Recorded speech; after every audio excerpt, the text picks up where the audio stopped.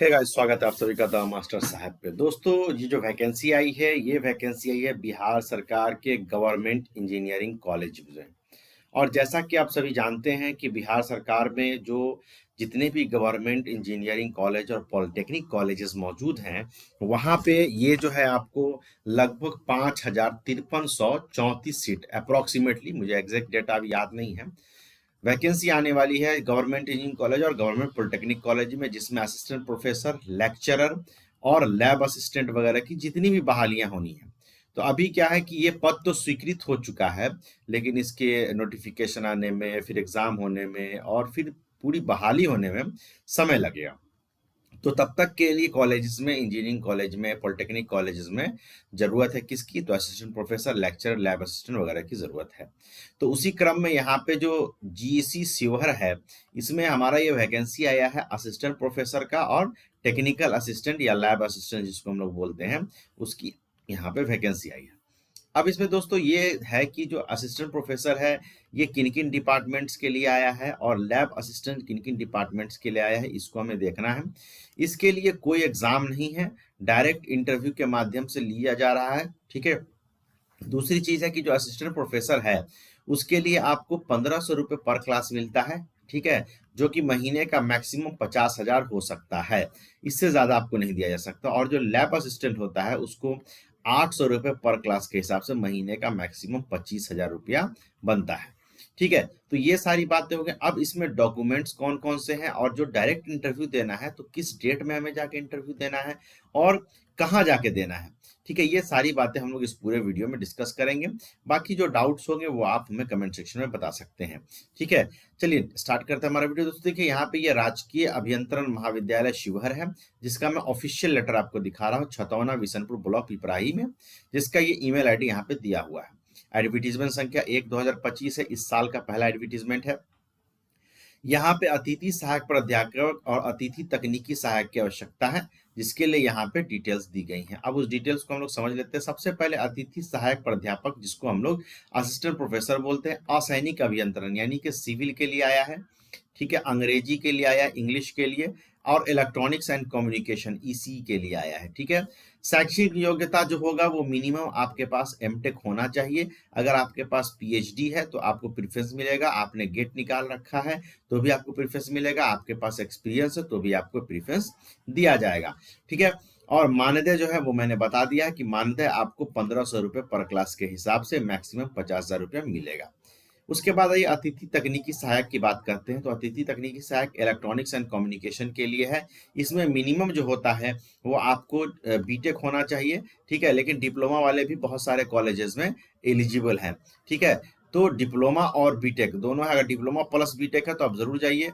ऐसे जो है अतिथि तकनीकी सहायक की जो बहाली होती है, वो आपको इंजीनियरिंग कॉलेज में बीटेक होता है और पॉलिटेक्निक कॉलेज में डिप्लोमा होता है। लेकिन बहुत सारे कॉलेजेस में ऐसी शिकायतें आती हैं कि सर यहाँ पे ये है, तो ये आपको थोड़ा सा इसको क्लियर करना होगा। उसके लिए आपको बताऊंगा कहाँ से वो क्लियर होगा। अब आइए इसमें और क्या जानकारी दी गई है, उस जानकारी को हम लोग देख लेते हैं। जानकारी ये है कि उम्मीदवार अपना बायोडाटा, मतलब जो रेज्यूम है, के साथ मूल प्रमाण पत्र, जो आपका 10th से लेके जो भी आपके पास जहाँ तक अपनी डिग्री प्राप्त की है वहाँ का मार्कशीट और सर्टिफिकेट, और उसकी 2 छाया प्रति आपको पासपोर्ट साइज फोटो के साथ 18/1/2025 शनिवार को समय 10 बजे से राजकीय अभियंत्रण महाविद्यालय शिवहर में साक्षात्कार के लिए आना होगा। कार्य अनुमति के आधार पर यह सेवा पूर्णतः वैकल्पिक है, आवश्यकता आधारित है, अस्थायी है और मानदेय पर आधारित है। विस्तृत जानकारी के लिए वेबसाइट पर आपको जाना होगा, तो वेबसाइट आप देख सकते हैं। आगे लिखा गया है कि विज्ञापन में वर्णित पद आवश्यकता अनुसार बढ़ाया घटाया जा सकता है और बिना किसी सूचना के प्रचार द्वारा निरस्त भी किया जा सकता है, जिसके लिए कोई दावा स्वीकार नहीं होगा। आगे यहाँ पे प्रिंसिपल साहब का साइन आप देख सकते हैं, 7/1/2025 को साइन किया गया है और यहाँ पे मोहर भी किया हुआ है। चलिए हम इसके वेबसाइट पे थोड़ा चल के देख लेते हैं। ये इसका वेबसाइट है साथियों। यहाँ पे गवर्नमेंट इंजीनियरिंग कॉलेज का मैंने पूरा पेज नहीं लिया है, हमें जितना जरूरत है उतना ही मैंने यहाँ पे लिया है। अब जब यहाँ पे आप नीचे की तरफ स्क्रॉल करके आएंगे तो यहाँ पे आप देखेंगे नोटिस है। नोटिस में 30 नवंबर के बाद कोई नोटिस नहीं दिया गया, यानी अपडेट अभी तक नहीं हुआ है, ठीक है।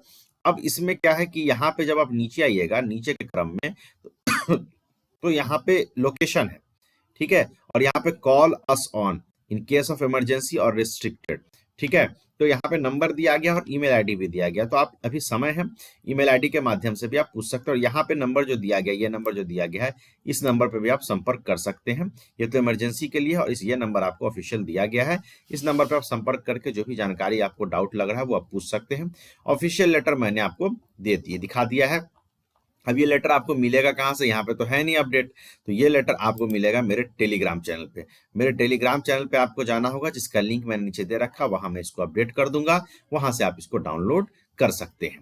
बाकी जो डॉक्यूमेंट्स है वो डॉक्यूमेंट्स के बारे में आपको बता देता हूँ फिर से कि डॉक्यूमेंट्स आपको कौन कौन से लेके जाने हैं। मैं ओरिजिनल की बात कर रहा हूँ। सबसे पहला आपका होगा सीवी, जिसको आप रेज्यूम भी बोलते हैं, हालांकि दोनों अलग अलग चीज है।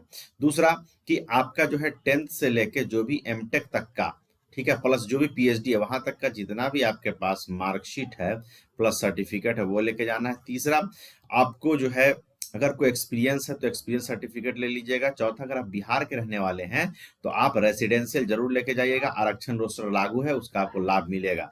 पांचवा, अगर ओबीसी कैटेगरी से हैं तो ओबीसी एनसीएल लेके जाइएगा। एससी एसटी है तो कास्ट लेके जाइएगा। छठा, अगर आपके पास गेट स्कोर है तो वो ले लीजिएगा। सातवां, आपको अपना आधार कार्ड लेके जाना है, ठीक है। आठवां, 2 फोटो आपके पास होना चाहिए। और भी अगर आपके पास कोई क्वालिफिकेशन है, कुछ अच्छी चीजें हैं जिसको आप वहां पे अच्छे से मतलब प्रोड्यूस कर सकते हैं, दिखा सकते हैं, तो वो भी आप इन सब डॉक्यूमेंट्स का आपको बना लेना है 2 सेट जेरोक्स, और 2 सेट जेरोक्स पे आपको करना है सेल्फ अटेस्टेड। उसके बाद आप वहां पे जाके वॉक इन इंटरव्यू में शामिल होइएगा और फिर वहां पे आगे की प्रक्रिया आपको बताई जाएगी। ठीक है, तो ये चीज है। बाकी जो इंपॉर्टेंट लिंक्स है वो मैंने नीचे डिस्क्रिप्शन बॉक्स में दे दिया है, वहां से आप उसको फॉलो कर सकते हैं। Thank you very much.